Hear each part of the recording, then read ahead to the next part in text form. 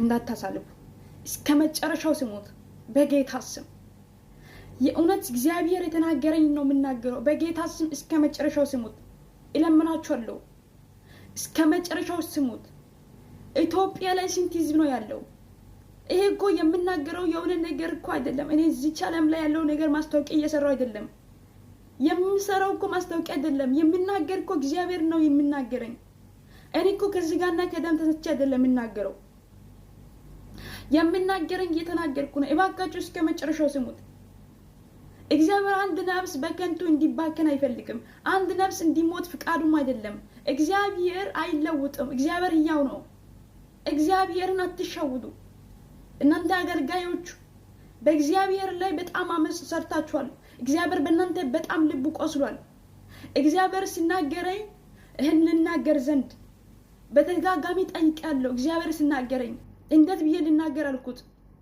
እንዲህ አለኝ፣ እነሆ ጆሮ ያለው ይስማ። የሰራዊት ጌታ እግዚአብሔር እንዲህ ይላል፣ ሕዝቤ ይላል ኢትዮጵያ፣ ሕዝቤ ወደ እኔ ተመለስ፣ እኔም ወደ እናንተ ይመለሳለሁ። ሕዝቤ በፊቴ ተመላለስ፣ ወደ እናንተ ይመለስ ዘንድ ሰማይ ሲከፈት አሳየኝ፣ ዳመናው ሲወረድ በራእይ። እግዚአብሔር ሕዝቤን ሊቀጣ ተነስቷል። ለሚመልሱ ይመልሳለሁ፣ ለማይመልሱ ግን በሰይፍ ይገኛሉ። ለሚመልሱ ይመልሳለሁ፣ ምሕረትን አደርግለታለሁ። ለማይመልሱ ግን ወዮለት። ስሜን ለምታቃልሉት ለእናንተ ወዮላችሁ ይላል ጌታ እግዚአብሔር። አገልጋይ የምትሆኑት አገልጋይ ሳትሆን በመካከልሽ እኔ ነኝ ብሎ ለሚፎክሩ ስሜን ለሚያቃልሉ ወዮላችሁ ይላል የሰራዊት ጌታ እግዚአብሔር።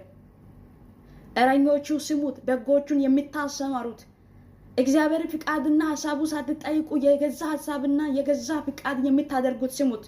ቤተ መቅደሴ መሸጫ ቤት አደረጋችሁ፣ ነገር ግን ሳታውቁ በድንገት ይመጣባችኋል። የወፈሩና የቀጠኑ በጉ መካከል እፈርዳለሁ፣ ፍርድም ጻድቅ ነው። እኔ እግዚአብሔር አልለውጥም። እኔ እግዚአብሔር ሕያው ነኝ። የበጎቼ ነፍስ ከእጃችሁ እፈልጋለሁ።